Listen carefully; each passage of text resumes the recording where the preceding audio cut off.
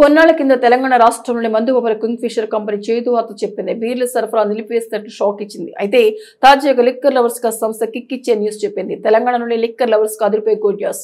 రాష్ట్రంలో మళ్లీ king fissure బీర్లు అందుబాటులోకి రాబోతున్నాయి. తెలంగాణలో కింగ్ ఫిషర్ తో పాటు హెన్కిన్ బీర్ల సరఫరాను తిరిగి పునరుద్ధరిస్తున్నట్లు వాటిని తయారు చేసే యునైటెడ్ బ్రేవరీస్ కంపెనీ తాజాగా కీలక ప్రకటన చేసింది. ఈ నిర్ణయం వెంటనే అమల్లోకి వస్తుందని వెల్లడించింది.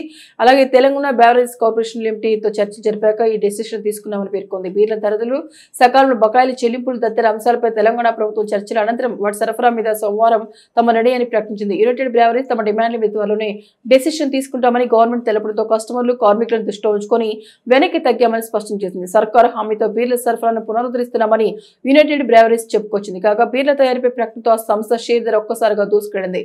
అప్పర్ సర్క్యూట్ ను తాకడం విశేషం.